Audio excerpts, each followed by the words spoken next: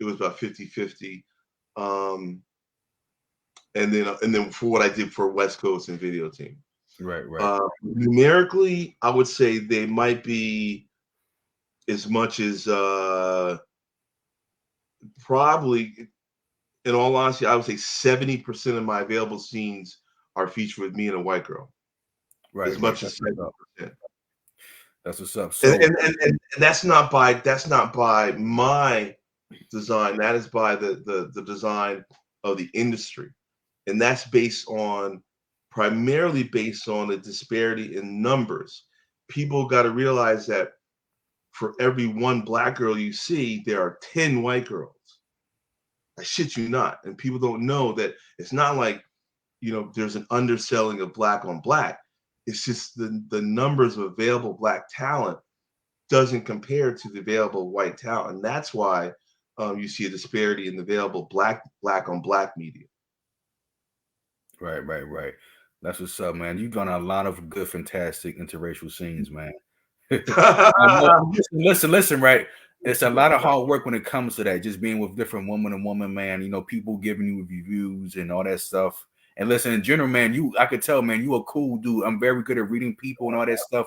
You're a cool dude, man. You acknowledging, man. You know your history, man. And I'm saying you're doing what you gotta do. I'm saying for yourself as a black man. You know what I mean? So I'm gonna give you those props, man. Also, so another good question I'm gonna ask you, man. So outside the porn industry, it seems like big A-list celebrities like LL Cool J, maybe Busta Rhymes, maybe like any female celebrities that gave you props on your work. Anybody that you ran across with, celebrities like that, or just people in general out on the streets, they know who you are. They gave you props. Well, okay. I would say first and foremost, I would say that as far as female stars, they're not porn stars. It's just actual female celebrities. As far as like regular celebrities, civilians, what have you.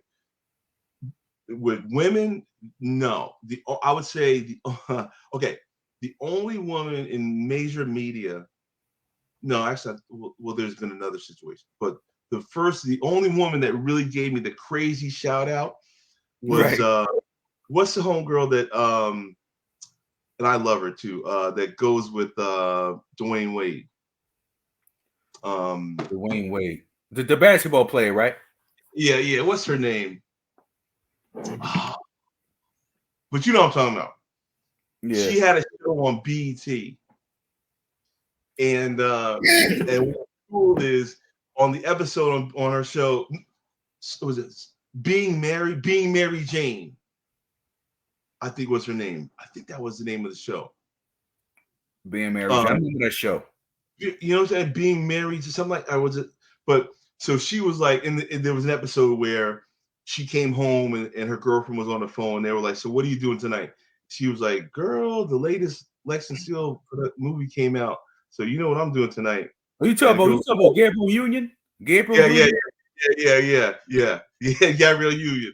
And so it was cool. And I don't know, I mean, I'm sure she, I don't know whether she writes the copy, but whoever wrote it and she delivered it that was a really cool shout out. Crazy is what's crazy that her brother is Ray J, the R&B singer. And Ray J made Brandy's brother is Ray J. Oh yeah. I thought, but they look like okay. They look like both of them chicks. They look like similar. Yeah. So that was cool that made it in there. I got a crazy shout out for Michael Che on Saturday Night Live. That was dope because it was during the Trump era, and it was when Trump was denying something, and then Michael Che was like, "This is on Saturday Night Live when they do the news," and he was like saying that Donald Trump doesn't know anything about this is like someone saying they don't know who Lexington Steele is, and then they put a picture of me right up there on the screen, right? And this is on Saturday Night Live, so my man called me. It's about 11:30 or maybe 11:15 here in the West Coast, and he saw it on the East Coast, right? He calls me on the phone, was like, "Yo, make sure you watch the West Coast feed of Saturday Night Live. They gave you a crazy shout out." And so subsequent to that weekend, at my university, Syracuse, they actually had a whole story on Syracuse.com about my being featured on Saturday Night Live.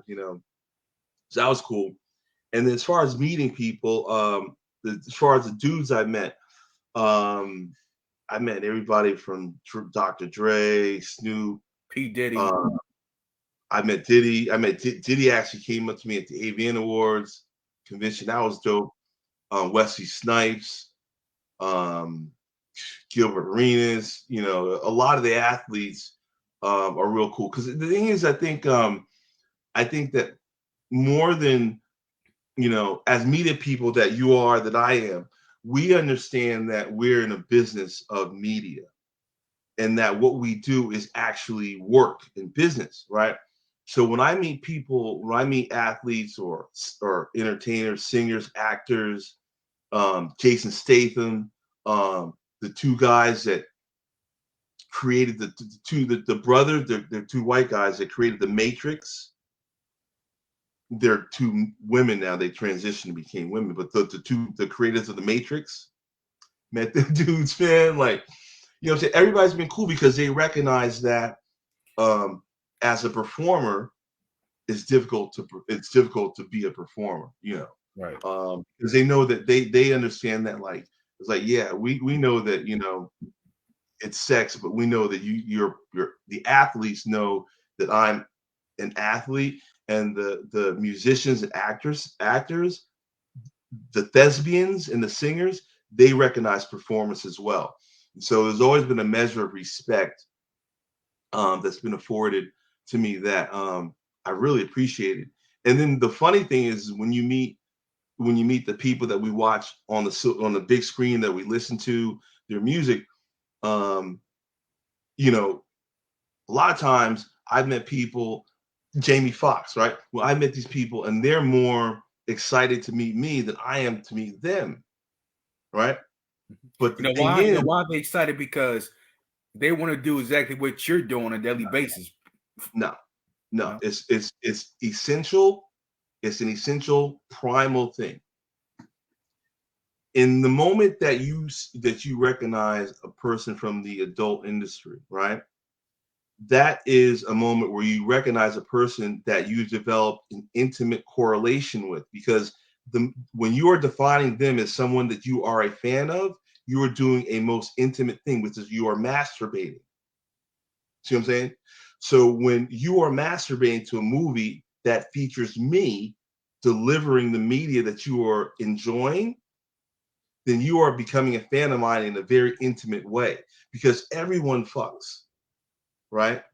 See what I'm saying? I can never, when I met Shaq, I knew I could never aspire to do anything that he did, because I'm not physically capable of I don't have the attributes that he has. But everyone fucks. See what I'm saying? Everyone fucks. So then you can measure everyone can measure themselves versus Lexington Steele, because everyone fucks. And so that is why when they meet me, they flip out, because they're like, wow, you are the hero of something that everyone in the world does. Not everybody can dunk from the free throw line. Not everyone can deliver Shakespearean lines, right? Not everyone can drop bars off the top of the dome. See what I'm saying? But everyone fucks. Right. That's what's up, man. Hell yeah, that's a true actual fact, man. So, what countries outside of the state have you filmed movies in? And what was your favorite country?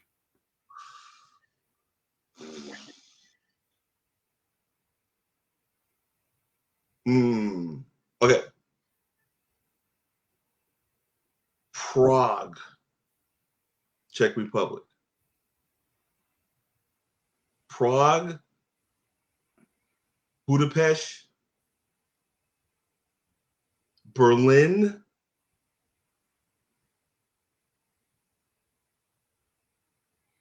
Dominican Republic, Costa Rica, Montreal, Japan, Paris, in that order, but definitely Prague and Budapest. Okay. What about Brazil? I've never shot in Brazil. For me, I went to Brazil. I've been to Brazil 6 times, but I always go for Carnival. So my main man, my best friend, my main dude, he actually met a young lady in Brazil, and they've been married for 24 years now. You know what I'm saying?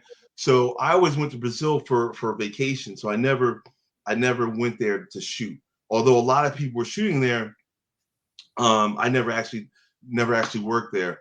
I financed a director that shot for me, that shot media out of Brazil, but I never performed out of there. I enjoy the media that comes out of there, but I never had worked there. Okay. So those countries you just named, man, those are some good countries to do some sex scenes in, man. You know what I'm saying? I'm pretty sure they're very memorable. It was fun times, man. And you know what I'm saying? I'm pretty sure there was some women that walked up to you, huh? They said, like who is you, all that stuff, man. You know what I'm saying? Like, so in those different countries, do they enjoy working with Americans, stuff like that? Well, I would say that the wonderful thing about working outside the country is you realize that, not for nothing, but it's really only okay. As a Black American, right? When you leave the country, it's interesting. It's only the distinctions that we have in America, the number of distinctions that we place to separate ourselves in America is crazy. You go outside of America, motherfuckers see you as American. They don't care that they don't really give a fuck that you're Black. They see you as an American. That's what's distinguishable. It's only here in America that we got this. When we shot in Europe, in America, it would be like if it was an interracial scene because I'm Black and the girl is white, right? So it's an interracial scene. When you go to Europe, it's a boy-girl scene. It's a boy-girl anal scene. It's a girl-boy scene. Oh, the male performer happens to have brown skin, he's Black, or he's African. See what I'm saying? They don't. So that was the one thing that was wonderful, is that you did not have to deal with the negative connotations of being distinguishable as a Black performer. It was, you were the boy, and that's not a derogatory term. You were the guy in the scene. I enjoyed that. As far as the reception from the girls, it was really cool because the chicks they don't have that thing, and they don't have the history that we have in the United States, right? So to the girl, she didn't care. It wasn't an interracial scene to her. It was the guy that she worked with today happened to be an American who was Black.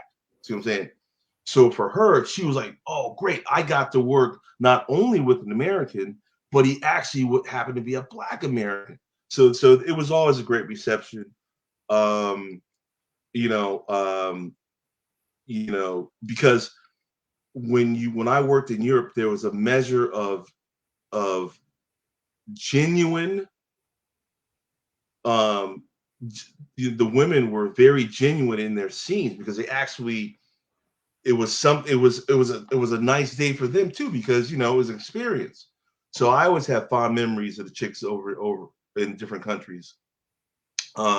Because while it might not have been a big deal to me to work with a white person, Right. They actually enjoyed it being something new to them. When I worked in Asia, like when I worked in Tokyo, for instance, Tokyo was different, but it was different from the standpoint culturally, the way that their women are placed within the sexual dichotomy that exists. Is kind of different than Western cultures, but yeah, I've had a great time. That's good.